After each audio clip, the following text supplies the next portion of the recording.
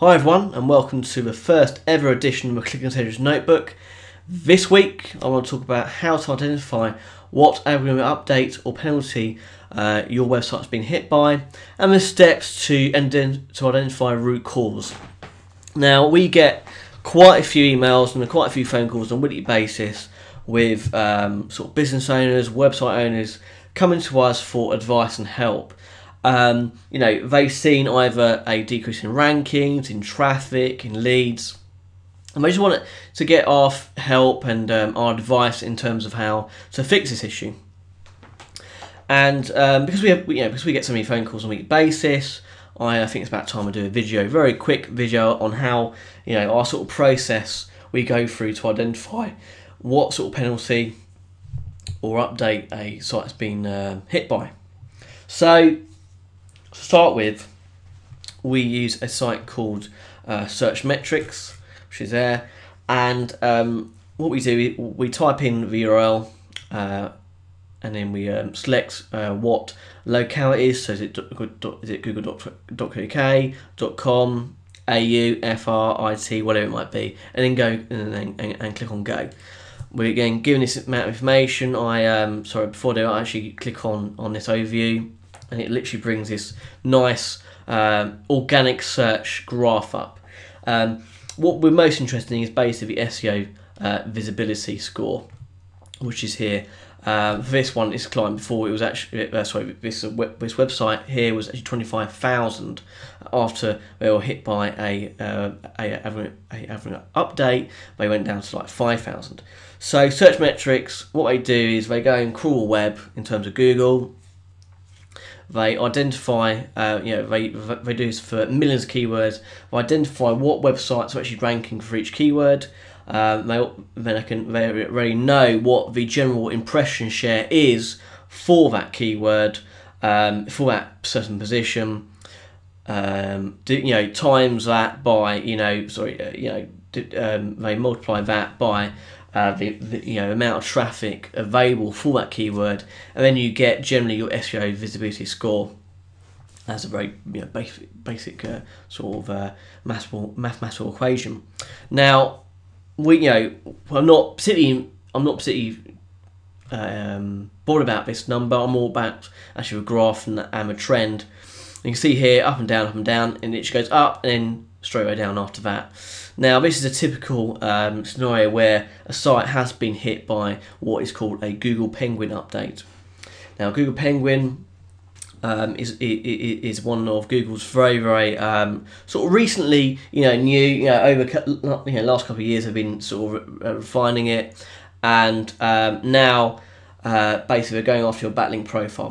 That's the whole point of a Google Penguin update, is to look at your your backlink profile, look at certain elements in there, looking for patterns, i.e., for example, are you using the same exact match anchor text? Have you got a lot of links pointing to the same page using the same type of link building technique? Is it a sort by link? Is it a comment spam? What are you doing? Is it quality or is it very low quality spammy stuff? And on the 5th and 19th, 2013, it went up, and obviously by 26th, it had already gone down. Now, I know for a fact on 22nd of May 2013, there was that update, Google Penguin. I know this because I use a site called SEO Moz. They actually created a page on their website called Google Algorithm Change History.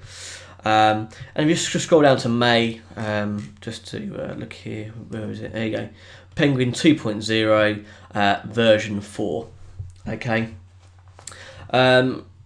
We've got a few other links there to other sort of industry websites with additional information and resource.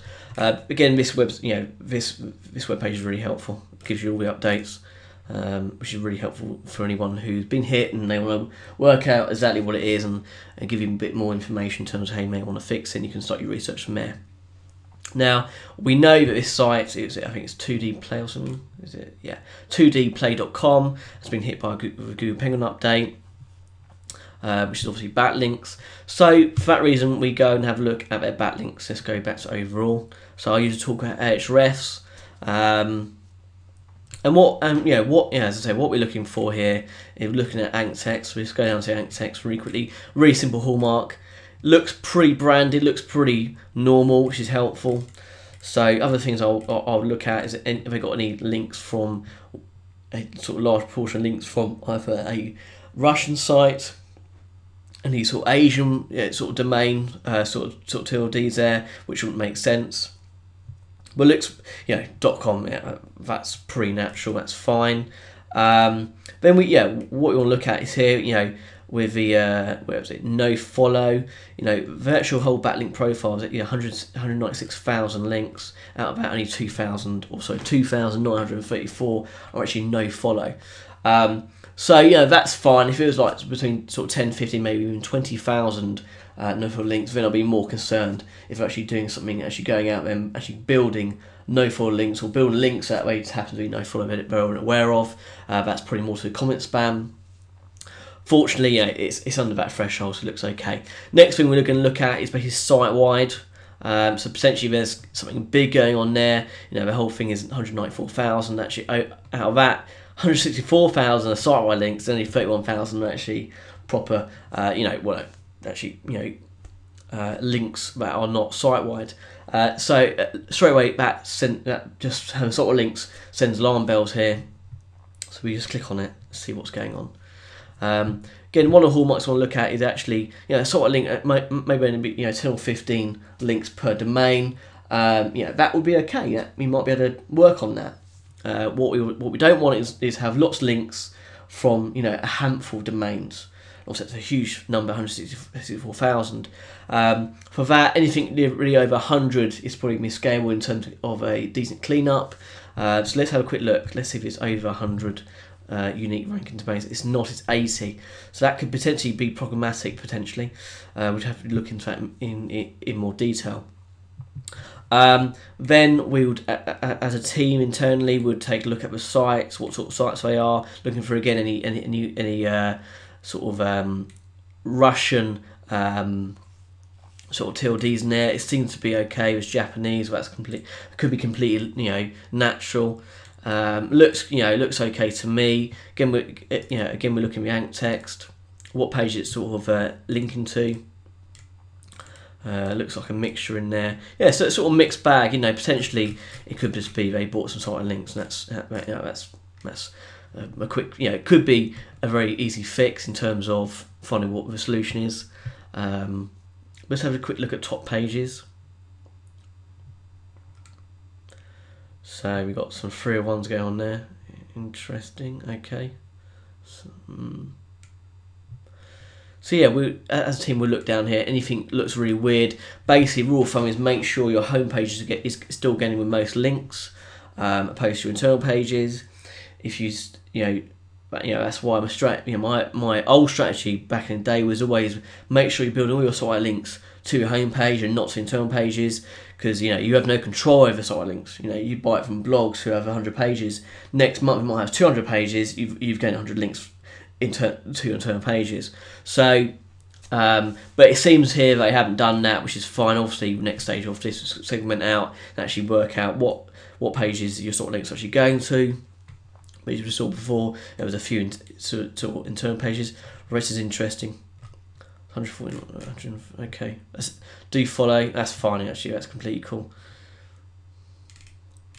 So that seems sensible. And of course you can click on this and you can actually segment out again, so let's just have a quick click. Again, it says do follow, so you're getting value from that site.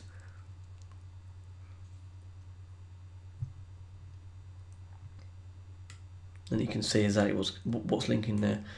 So it's WordPress domain. So after this, as a team, we'll then suggest to a client that we do a full backlink analysis, and I think I'm actually going to do a whole new video on that because that's a completely different, another subject, a long process which needs to have a sort of dedicated video to it.